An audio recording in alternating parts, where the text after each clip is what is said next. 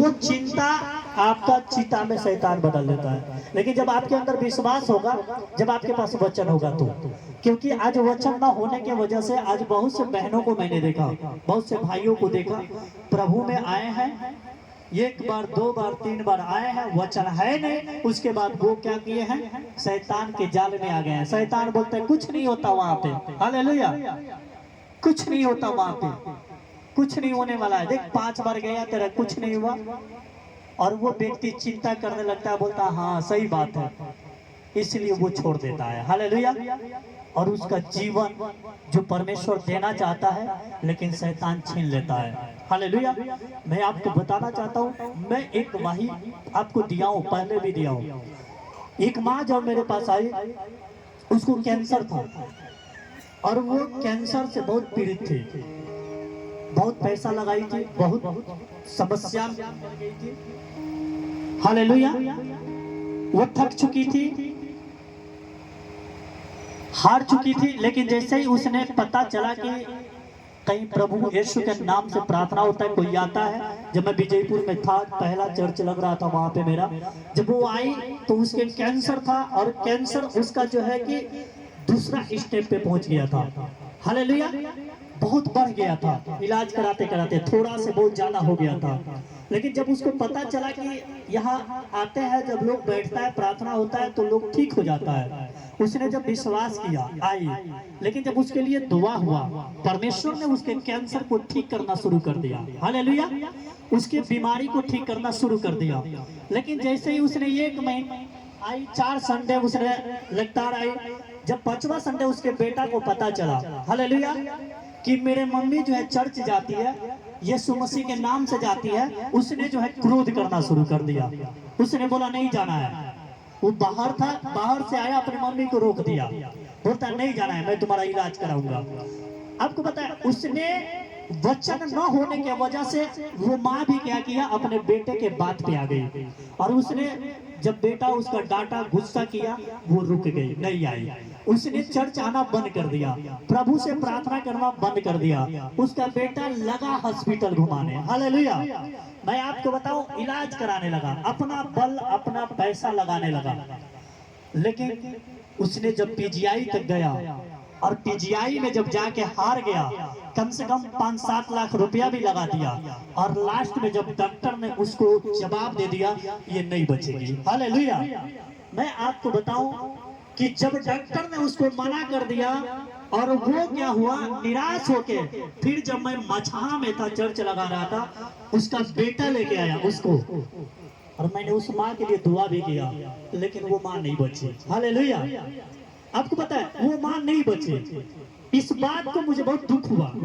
मैंने प्रार्थना में गया, मैंने बहुत रोया, बहुत आंसू आया कि प्रभु मैं उस माँ के लिए दुआ किया, और तूने कहा मैं अपने दास के वचन को पूरा करता हूँ, लेकिन तूने क्यों नहीं पूरा किया, वो माँ क्यों मर गई। प्रभु ने एक जवाब दिया, वो माँ इसलिए मर गई क्योंकि उसने अपना बुद्धि और अपना बल लगाया, हालेलुया।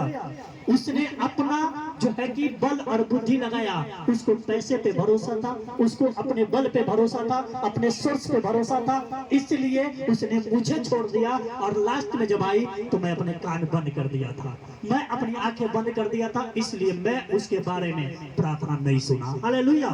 क्योंकि परमेश्वर उसको चंगा कर देना था, उसको चंगा करने वाला था, लेकिन उसने क्या किया, वचन न होने की वजह से, उसने वचन पे मन न, उसने अपने बेटा के बातों पे आ गई, और इसीलिए उसका जीवन चला गया, हालेलुया।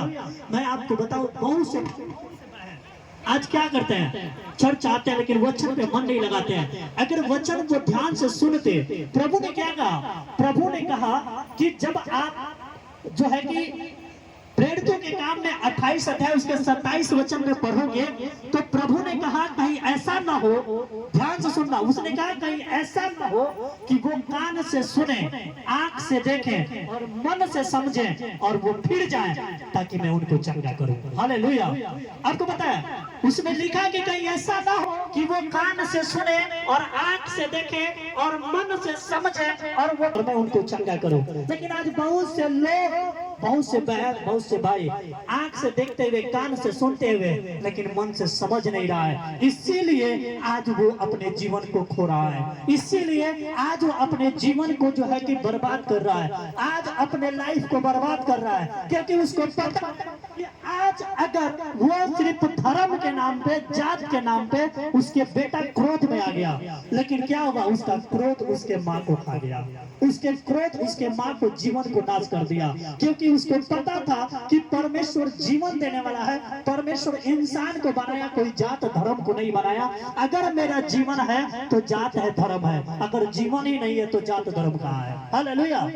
आपको पता है, इसीलिए आज बहुत से लोग जिसको परमेश्वर जीवन देना चाहता है, वो इस बात पे आज परमेश्वर पे भरोसा नहीं करता है, आज नहीं आना चाहता है। उसको यह लगता है कि मेरा धर्म चेंज हो जाएगा, मेरा जात चेंज हो जाएगा। हालेलुया। लेकिन आपको मैं बताना चाहता हूँ, प्रभु आपके धर्म से प्रेम करता है, वो आपसे प्रेम करता है। हालेलुया। क्योंकि उसने आपको बनाया है, उसने आपको आपके माँ के गर्भ में 9 महीने रचा है, तो वहाँ कोई धर्म और जात नहीं बनाया, उसने आपको बनाया और आपको बचाना चाहता है। और वो यही चाहता है कि वो मेरे ओर फिरे और मैं उनको जीवन दूं। हालेलुया। लेकिन आज बहुत से लोग, क्या होता है, पहले प्रभु याद नहीं आता है, पहले परमेश्वर याद नहीं आता है, पहले परमेश्वर को कोई नहीं पुकारता है, पहले अपना बल, अपना बुद्धि लगाता है। हालेलुया। और जब वो अपना बल और बुद्धि लगा के हार जाता है, थक जाता है, तब प्रभु याद आता है। तब प्रभु क्या कहता है, अपने कान बंद कर लिया होता है। हालेलुया। हालेलुया। जैसे आज इस संसार में हर एक बहन को प्रभु जीवन देना चाहता है, हर एक भाई को बचाना चाहता है, लेकिन आज बहुत से भाई, जवान बहन आज प्रभु को जो है कि आज प्रभु को पसंद नहीं करती है, आज प्रभु को पसंद नहीं कर रहा है। पता है क्या है, क्योंकि उसके पास जवानी है और वो सोचता अभी तो जवानी है, जवानी में कौन भक्ति करेगा, जवानी में कौन उसको याद करेगा, जवानी में कौन उसको पुकारेगा। अभी तो मुझे पैसे चाहिए, मुझे तो अभी बुराई करना है, मुझे नशा करना है, अभी तो मुझे बहुत सोर्स, मेरे को बहुत से संपत्ति बनाना है। और इसी चक्कर में जिस संपत्ति को वो छोड़ेगा, जिस संपत्ति भी उसको नहीं बचा पाएगा, जो धन भी उसको नहीं बचा पाएगा, जो सोर्स भी उसको नहीं बचा पाएगा, परमेश्वर को छोड़ दिया है। हालेलुया। आपको पता है, क्योंकि वो बोलता जवानी में कौन परमेश्वर को पुकारेगा, कौन प्रार्थना करेगा, कौन आराधना करेगा। लेकिन परमेश्वर कहता है, जब आप सबोदशक की किताब, मैं चाहता हूं आप सब निकालें, और प्रभु क्या कहता है और लोग की सोच क्या है।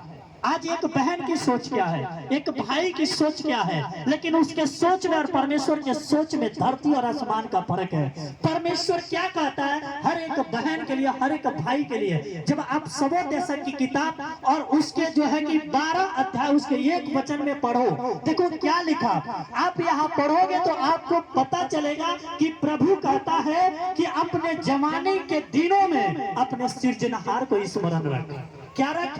अपने जवानी को दिनों में अपने उस सृजनहार को, जिसने मां के गर्भ में तुझे सृजा है, जिसने 9 महीना लगा तेरे को रचा है, जो बनाया है, उस परमेश्वर को याद रख। लेकिन आज दुनिया किसको याद रख रहा है? संसार के वस्तुओं को, गाड़ी घोड़ा, हाथी, पैसा, महल। हालेलुया। हालेलुया। उसको स्मरण रख रहा है, लेकिन उसको स्मरण नहीं रख रहा है जो परमेश्वर ने उसको सृजा है। हालेलुया। और वो कहता अपने जवानी के दिनों में तू अपने सृजनहार को स्मरण रख कि कहीं ऐसा वो दिन ना आए जिसमें तू कह सके अब मेरा मन नहीं लगता। हालेलुया। ये भेद है, एक दृष्टांत है। प्रभु इतना बड़ा इसमें भेद दिया है। अगर आप वचन पढ़ोगे, आप प्रार्थना करोगे, जब पवित्र आत्मा आपके ऊपर आएगा, वो आपको वो बातें बताएगा जो आप नहीं जानते हो, जो आपको नहीं पता है, जो आपको सोच में विचार में भी नहीं है, वो पवित्र आत्मा आपको बताएगा, परमेश्वर के दृष्टांत आपको बताएगा। क्योंकि प्रभु कहता है, मैं चाहता हूँ इस वचन को पढ़ो ताकि आप ध्यान से सुने क्या लिखा है इसमें। अपनी जवानी के दिनों में अपने सृजनहार को स्मरण रख, इससे पहले कि विपत्ति के दिन और वे वर्ष आए जिनमें तू कहे कि मेरा मन इनमें नहीं लगता। हालेलुया। सुनो इसमें क्या लिखा, यहाँ प्रभु कहता है, परमेश्वर कहता है, अपने जवानी के दिनों में अपने सृजनहार को स्मरण रख कि कहीं वो विपत्ति के दिन और वैसा वर्ष ना आए जिसमें तुम कहे कि मेरा मन नहीं लगता। हालेलुया।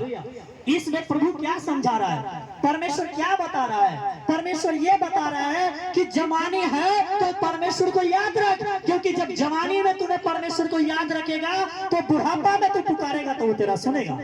हालेलुया।